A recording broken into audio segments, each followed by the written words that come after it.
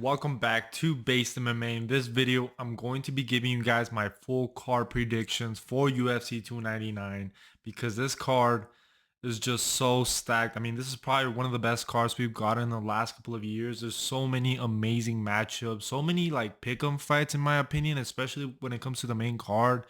I feel like people are either gonna do really good on this card or really bad. I could also see this card being one of those cards where like you get one pick right and the next one you get it wrong. And I feel like it's gonna be a very hard card to predict in my opinion. Even the main event, in my opinion, should kind of be a pick 'em. I mean, we'll get to the main event. I mean, I already made a separate video discussing the main event between Sean O'Malley and Chito Vera and why I think that Chito Vera actually has a pretty good shot of winning this fight. But before I even start talking about the main event, to the easiest fight, in my opinion, to predict, Mattel's Gamrot versus RDA.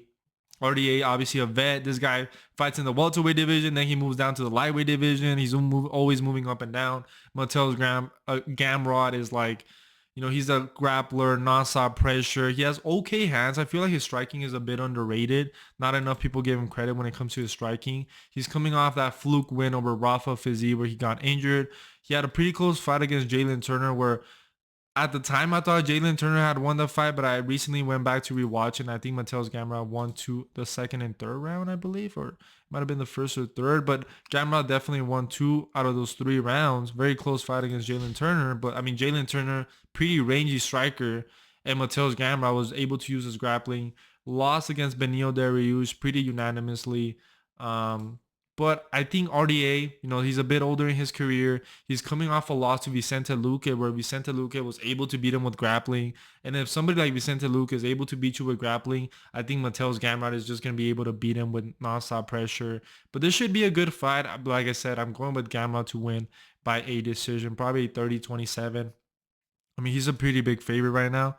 I mean, RDA is pretty crafty, as they say, a crafty veteran, good striker, well-rounded. But, I mean, we've seen in RDA's career that he tends to struggle with grapplers and stuff like that. And I mean, he's coming off a loss to Vicente Luque, where I thought he was going to win. I actually thought RDA was going to win that fight, but he ended up losing.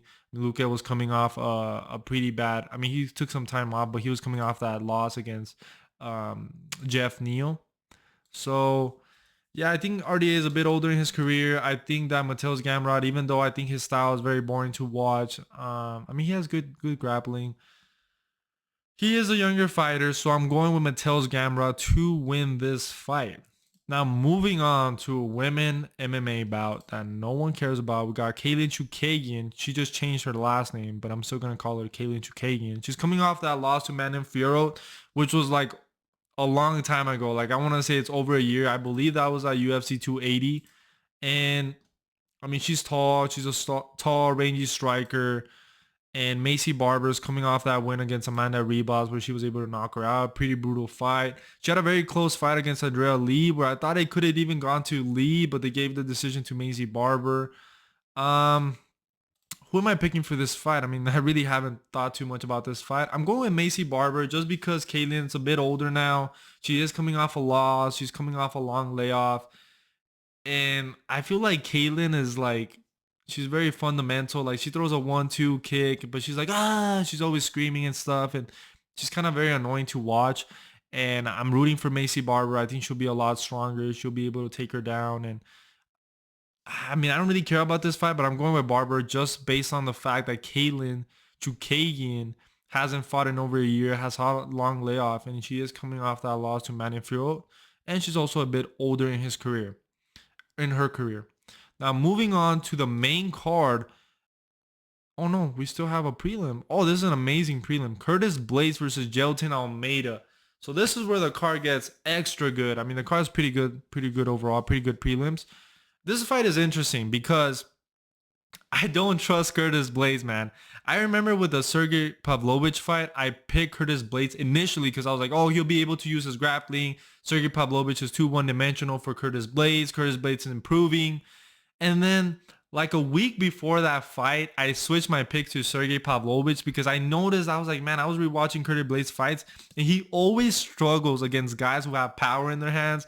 Like he lost to Derek Lewis, a fight that he was winning comfortably. Obviously, he lost to Francis Ngannou, but I mean, no, almost everybody would have gotten knocked out by Francis Ngannou. He had that win against Chris Dawkins, but Chris Dawkins is absolutely terrible.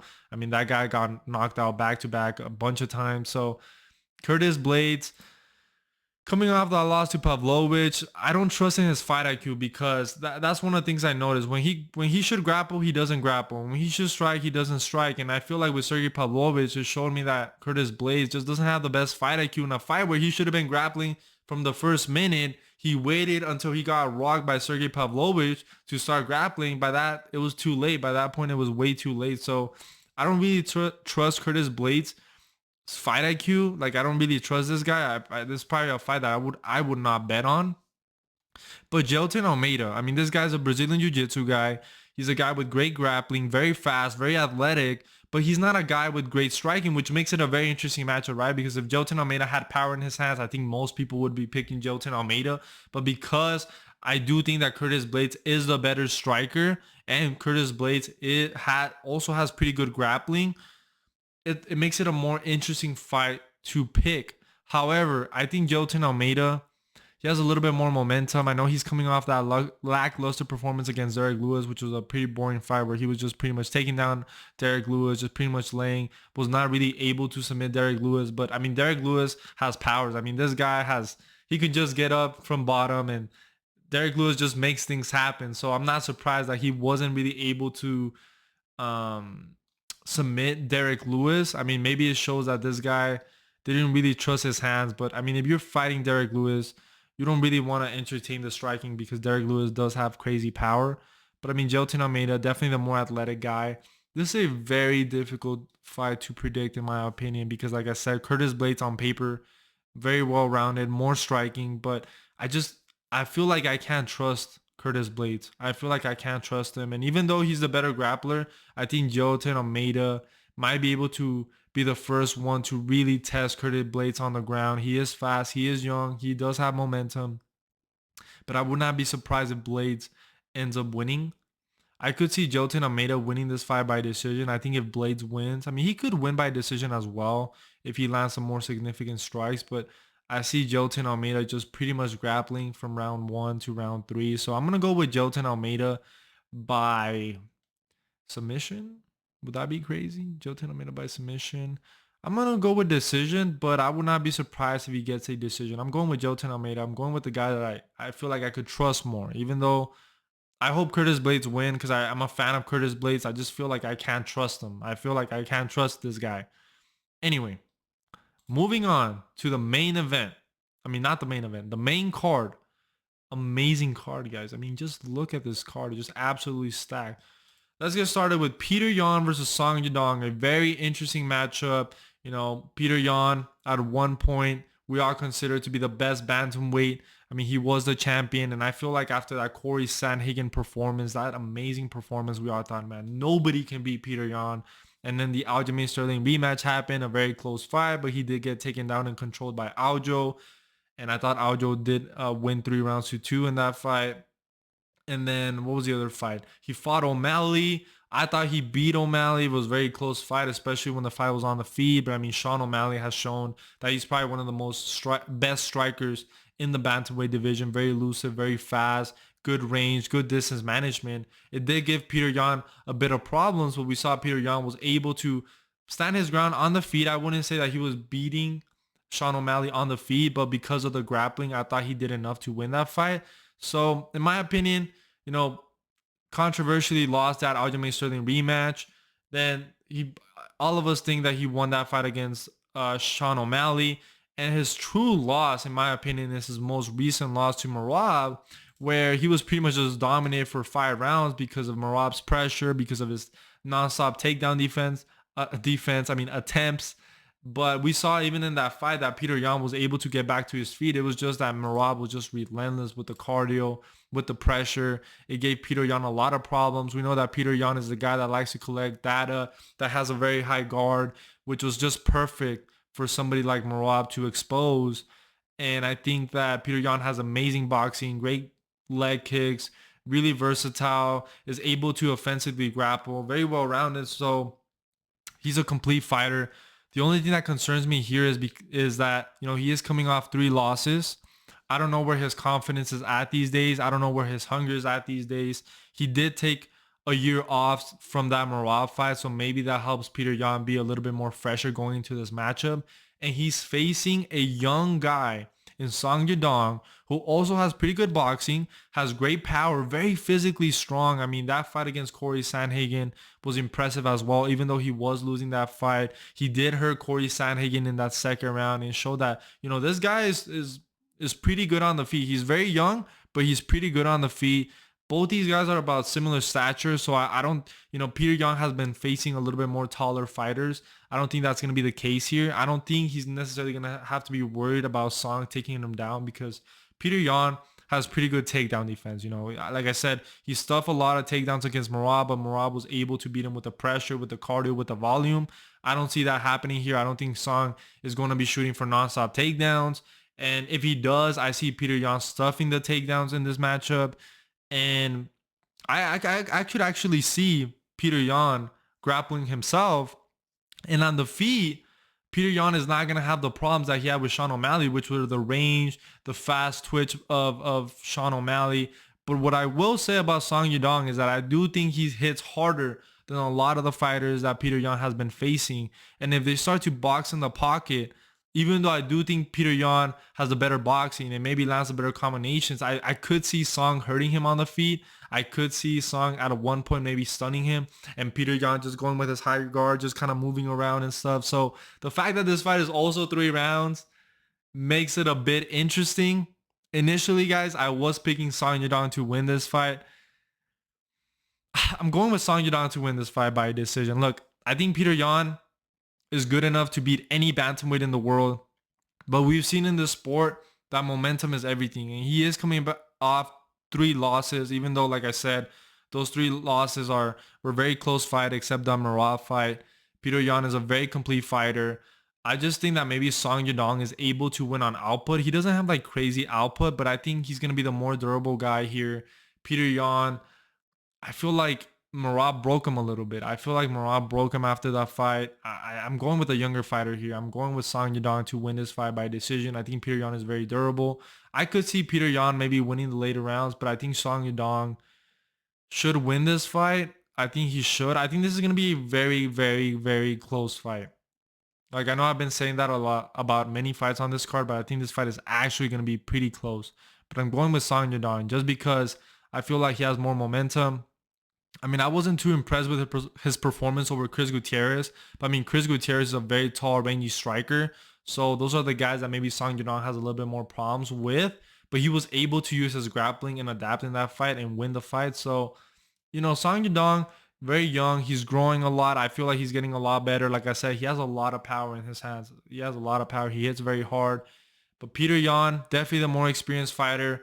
I just feel like the momentum is not on his side. The fact that he's coming off 3 back-to-back losses, I still feel like Song Yadong is top bantamweight material. I feel like he's getting up there and he's facing a Peter Yan. Like, if he was facing the Peter Yan that fought a Corey Sandhagen, then I'd pick Peter Yan. But I don't think that's the case here. And I mean, I hope I'm wrong because Peter Yan is my favorite bantamweight and I hope we get a vintage Peter Yan performance. But my gut is telling me that Song Yadong is going to be able to win this fight by decision. I don't really see him knocking out Peter Yan or submitting him. I mean, Aljamain Sterling wasn't able to submit Peter Yan and he had his back. So I'm going with Song Yadong to win by a decision. Now, moving on to Gilbert Burns versus JDM, Jack Della Maddalena. Very interesting fight as well. I mean, Gilbert Burns, older fighter, staple of the welterweight division, coming off that loss to Bilal Muhammad where he took that fight on short notice, was coming off that fight against Jorge Masvidal, was overtrained, got injured in that fight, and Bilal Muhammad was able to beat him. But I have a hot take. I have a very hot take. I don't see a lot of people saying this, but I actually was not too impressed with his performance against Jorge Masvidal. Like, I felt like he could have gotten Jorge Masvidal out of there. He was landing pretty fast right hands. He does have good power. But even though Burns has power, he's not knocking out guys left and right. I mean, when was his last knockout? Decision over Masvidal. Submission over Neil Magny. Decision over Hamza Chimaev. Decision over Thompson. Loss to Kamaru Usman. Decision to Woodley. His last knockout was to Damon Maia, who's a jiu-jitsu guy, 4 years ago. So even though like I feel like Gilbert Burns' power is a bit overrated, like he has good power, but he doesn't mix it up well in my opinion. Doesn't have good boxing, more about like single shots. And I feel like Jack Della Maddalena, one, he's also the taller fighter. Is Gilbert Burns actually 5'10"? I feel like he's a lot shorter than that. Anyway, JDM is going to be the taller fighter here. Definitely the better boxer. Definitely has more power. More durable. Obviously, Gilbert Burns has the Brazilian Jiu-Jitsu advantage. Probably has a grappling advantage as well. But I trust in JDM to be able to defend the takedowns. And I think on the feet, JDM is going to be able to beat Gilbert Burns. I think he'll be able to stuff the takedowns. The only way I really see Burns winning is by a decision. If he's able to get the takedowns and just pretty much win the minutes with control time over JDM. But like I said, Burns is a little bit older in his career. He is coming off that loss to Bilal Muhammad, even though he was injured. I just feel like I have to go with the younger fighter. And I think JDM is a lot better on the feet. And even though maybe some of you guys weren't impressed with his performance over Kevin Holland, I think Kevin Holland was a stylistically bad matchup for JDM because Kevin Holland has good power, very tall, rangy striker. And JDM was able to break him down and land combinations on Kevin Holland. And if he's able to land combinations on Kevin Holland, a very rangy, long striker, I think he'll be able to do that with Gilbert Burns. And I think that JDM has a pretty good chin, and we've seen Burns be dropped by jabs and stuff. And I think JDM is going to be able to win this fight on the feet. Look, I know a lot of people are picking Burns because they're fans of Burns and because of the experience, and I'm sure that's relevant, but I just think that I have to go with the younger fighter. I think JDM is improving. I know a lot of people thought this guy was not the real deal after that Hafez fight, but I rewatched that Hafez fight, and even though he kept going for a guillotine, even though he shouldn't have, we saw him make adjustments in that third round and was piecing up Hafez on the feet. Even though that first round Hafez was a lot better in the striking than we were expecting, we saw that JDM has a good chin. He's able to get back to his feet. He has good composure. He's not that bad on the ground. He has amazing boxing, great combinations, goes for the body. I think he'll be able to beat Gilbert Burns. And he also has pretty good defense as well. I feel like not enough people talk about his striking defense. He doesn't get hit clean too often. And I'm going with JDM to win this fight. I'm going to go with JDM to win this fight by TKO, but I would not be surprised if he ends up winning by a decision. I think it could be a very close fight. I think he has good enough cardio. I just want to see what kind of game plan Gilbert Burns has, because when Burns faces strikers, he tends to just want to grapple a lot. And like I said, I wasn't too impressed with his performance against Masvidal, because the only thing I took away from that fight was that Masvidal was really washed, really slow on the feet, very slow twitch, very slow reaction times. I wasn't too impressed with his performance against Masvidal. Against Bilal Muhammad, like I said, I'm not really going to count that fight because he was injured. He was overtrained going into that fight. It was a short notice fight. Submitted Neil Magny. No surprise there. His last impressive loss is against Chimaev. So there's that. And a lot of people thought he beat Chimaev. I thought it was a very close fight. You could have given it to Burns, but I thought Chimaev was winning the minutes there. And I think JDM is a way better striker than Hamza Chimaev. Maybe Hamza Chimaev has more of that one-punch knockout power, but I think JDM throws better in combination. So I'm going to go with JDM to win that fight by a TKO or a decision. Not too confident on the method. Now moving on to Kevin Holland versus Michael Venom Page. I'm going with Kevin Holland. I feel like a lot of people are underestimating Kevin Holland. I understand that, he is coming off that loss to JDM, a close fight, a lot closer than people give him credit for. Before that, he was coming off that win over Michael Chiesa, where he was able to submit Michael Chiesa, because Michael Chiesa he's a fish out of water when it comes to striking. Kevin Holland, long, rangy striker, a lot of power, creative striker. His kicks are okay. good knockout power. He's facing Michael Venom Page, who's also a very tall fighter, very rangy striker, but he is older in his career. He's making his UFC debut, and he's a Bellator guy. And I'm gonna be honest, I haven't seen too many of Michael Venom Page's fights. I've seen his most recent fights, and he looked a bit older in my opinion. And I feel like even though Kevin Holland isn't like this top welterweight, he's good enough in my opinion to beat somebody like Michael Venom Page, who keeps his hands very down, very low. I don't know why I wanted to say down, very low hands. Not the best defense. Obviously, he uses his movement to defend. I just think that Kevin Holland will be able to clip him. And I don't really see Michael Venom Page knocking out Kevin Holland. I think Kevin Holland is actually a pretty durable guy. I think he could have beat Wonderboy Stephen Thompson if he actually used his grappling, because in that first round he actually had Wonderboy on skates and he was looking pretty good on the feet, and he could have mixed the grappling and won that fight easily in my opinion, but he decided to strike. Then he hurt his right hand, wasn't really able to throw it, and then obviously if you're in a striking battle against Wonderboy Thompson, probably one of the best strikers in the welterweight division, and you have your hand hurt, it was no surprise that Stephen Thompson was able to win that fight by a doctor stoppage, because Kevin Holland was injured. I believe it was a doctor stoppage. So I think Kevin Holland is a bit underrated, and I think he's going to win this fight by a TKO or a no. I'm gonna go with a finish. I think Kevin Holland will finish him. I hope this is an exciting fight because Michael Venom Page is a creative striker, very exciting striker, but I think people are underestimating Kevin Holland here. I'm actually pretty confident about Kevin Holland winning this fight. Now moving on to the co-main event of the evening, we got Dustin Poirier versus Benoit Saint-Denis. I already made a video talking about this fight, and I'm picking Benoit Saint-Denis to win this fight. However, in the video I made it very clear that Dustin Poirier has a very good chance of winning this fight as well, because Dustin Poirier, great volume, great boxing, very good timing, really good left cross, good right hook, experienced fighter, vet, very durable, and it's Dustin Poirier. I mean, he's a fighter's fighter. He loves to be in a scrap. He's always in a scrap. He's not a guy that's like a dominant fighter. Now, the reason why I'm picking Benoit Saint-Denis is because I've noticed that in Dustin Poirier's fights, he always struggles against grapplers. Now, I know many of you guys are going to say, well, what about Michael Chandler? Well, actually, in fact, when Michael Chandler actually started to use his grappling, it was actually pretty effective. Like in that second round where he was able to control Dustin Poirier. And in that first round, he also had Dustin Poirier on skates, but then Dustin Poirier landed a pretty good hook, I believe. I think it was a hook, pretty good right hook, and countered Michael Chandler. But we know Michael Chandler is pretty chinny.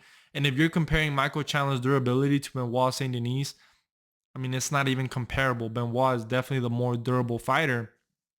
And Dustin doesn't really have like one punch knockout power. It's more in combinations, more in volume. And I think Benoit Saint-Denis, even though obviously this is a big step up in competition because he's coming off that Matt Frevola win, I think that combined with his youth, his well-roundedness, combined with the fact that Dustin Poirier is a bit older in his career, he's coming off that knockout loss to Justin Gaethje. Like I said, he's a proven vet now. Dustin Poirier is definitely at the end of his career, fighting somebody as hungry as Benoit, who has pretty good power, pretty good head kicks. Now he has to be scared of because he just got knocked out by a head kick. Pretty good hands.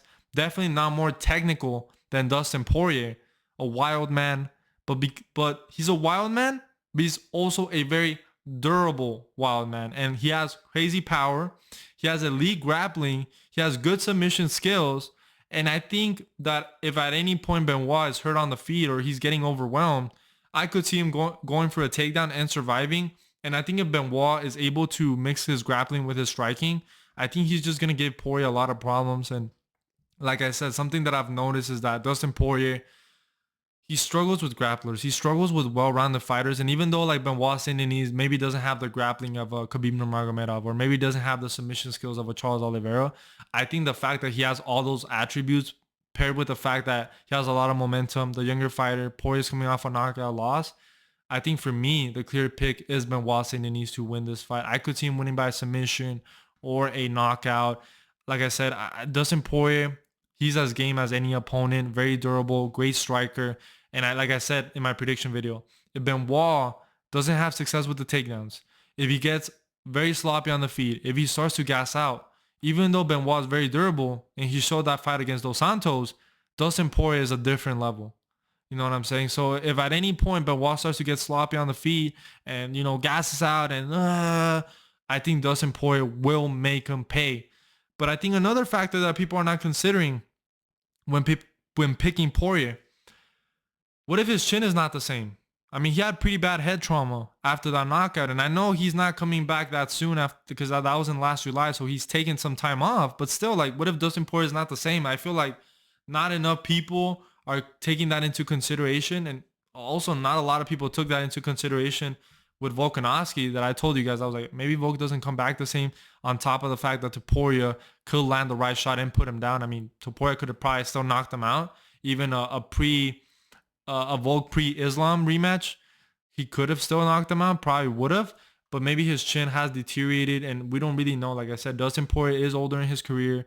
He's had, even his last win against Michael Chandler was a very, very, very, very close fight. I thought Michael Chandler was on his way to winning that fight. Just he got submitted in the third round because Michael Chandler has terrible fight IQ. And I think Benoit is more durable than Michael Chandler. Pretty good power. Maybe Michael Chandler has more power, but I think Benoit is a little bit smarter, has more momentum. Also a lot taller than, 2 inches taller than Dustin Poirier, which I think is relevant in this fight. The longer reach, good leg kicks, really good body kicks. Dustin Poirier, if he ends up winning this fight, it's going to have to be with his hands and with combinations. And I just think Benoit is a bit too durable. He has a lot more momentum. So I'm going with Benoit Saint-Denis to win this fight by a finish. I'm not too confident on knockout or submission. I just think he's going to be able to get a finish. But make no mistake, Dustin Poirier probably has a cardio advantage, the experience, more durable. But I just think that we have to take into account that he's coming off a knockout loss, that he's a little bit older now in his career, and that Benoit, even though he hasn't faced the level of competition, he is a hungry young contender in the lightweight division who is very well rounded. I wouldn't say that this guy is necessarily going to be championship material and that he would beat Charles and Islam. I'm not going to go that far, and I'm definitely a bigger fan of Dustin Poirier, but when I think of the matchup and when I think of the momentum that Benoit Saint-Denis had and the way he looked in his last fight, even though it was against Matt Favola, compared to Dustin Poirier in that Justin Gaethje fight, like that first round was pretty competitive. I mean, he did land a pretty good left cross that stung Gaethje, but besides that, he was having kind of a hard time getting the distance on Justin Gaethje. I think that, I have to go with Benoit here. I'm going to go with Benoit here. He's a favorite in this matchup. I don't know if he should be the favorite necessarily. I mean, I understand why he's a favorite. Look, Poirier, like I said, he's older in his career. And like I said, I'm not going to be surprised if Dustin Poirier ends up winning this fight. But I'm going to go with the younger fighter to win this fight. Now, moving on to the main event, Sean O'Malley versus Marlon Vera. I almost want to switch my pick because for my prediction for this fight, I did pick O'Malley by decision. But the more and more I've thought about this fight, it's scary. This fight is really scary, guys, because Sean O'Malley, the faster striker, definitely the better fighter, in my opinion. Faster striker, a sniper. I would say his volume is okay. Good leg kicks, switches stances, moves around the cage, great distance management. But Marlon Vera has the attributes to make this fight a nightmare. Because he's very durable. Good defense. I feel like his striking defense is actually pretty good. He doesn't get hit clean too often. But obviously he has a great chin. He has low output, which is the biggest critique. Doesn't have the best takedown defense, but I mean, does he really have to worry about Sean O'Malley attempting a takedown? Maybe after the third or fourth round, I could see Sean O'Malley attempting a takedown. But my only counter to that, because I have heard a lot of people say, Sean O'Malley should grapple. Sean O'Malley should grapple like Corey Sandhagen. However, Sean O'Malley is not a grappler. Like, I'm sure he has good enough grappling, good BJJ.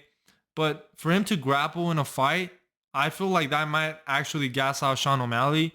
And I feel like Sean O'Malley should not try to grapple before the third round. Like if he actually uses his grappling in the 4th and 5th round, I could see that helping Sean O'Malley. But if I see Sean O'Malley shooting for a takedown in the 1st and 2nd, I'm going to be very worried for him. I'm going to be very worried because grappling will get you tired, and Sean O'Malley is not a grappler. He's not a natural grappler, and I think Chito Vera is actually going to be harder to take down and control than he actually thinks. So I think Sean O'Malley is going to have to play the distance game. He has to be the fastest striker. The problem is that Sean O'Malley's a sniper.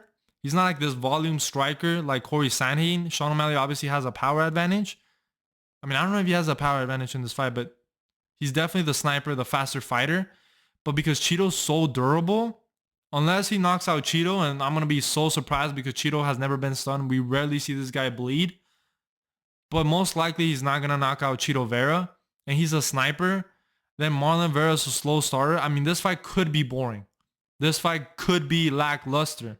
I hope it's not. I'm hoping it's not. But because the fight could be a lackluster, Marlon Vera could win a decision. Like this fight could be very close.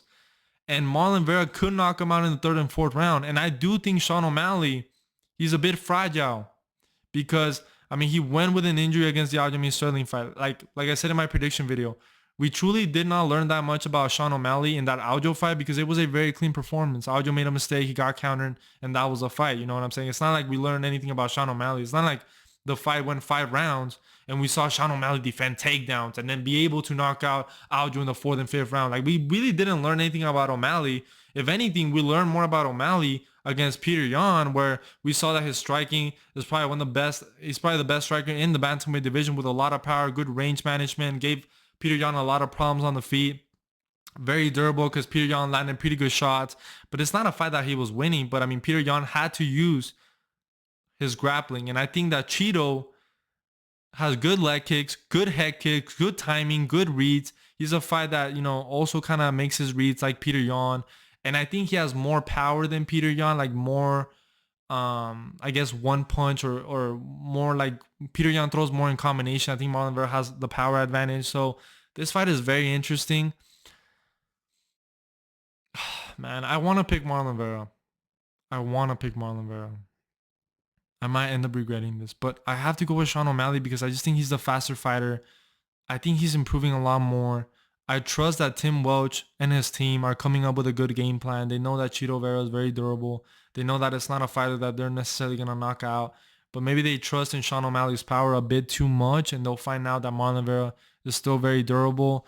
And I could see O'Malley winning. I think he's going to win by a decision because I think he'll win the first couple of rounds, the first 3 rounds. And then Marlon Vera maybe starts to become alive in the 4th and 5th.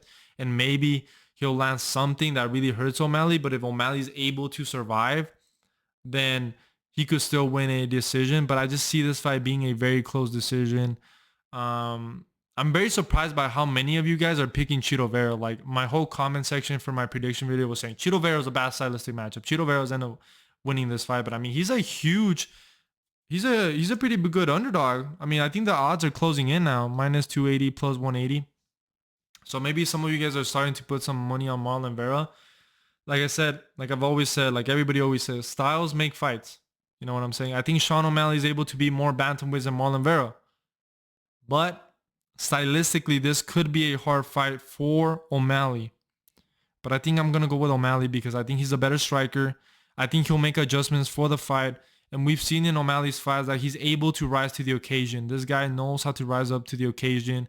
I mean, think about his Pedro Munoz fight and then think about his performance against Peter Yan. It felt like he leveled up, and I think he'll level up in this fight. I think he's going into this fight very confident. The fact that he's coming off beating Aljamain Sterling, even though, like I said, we really didn't learn too much about him in that fight.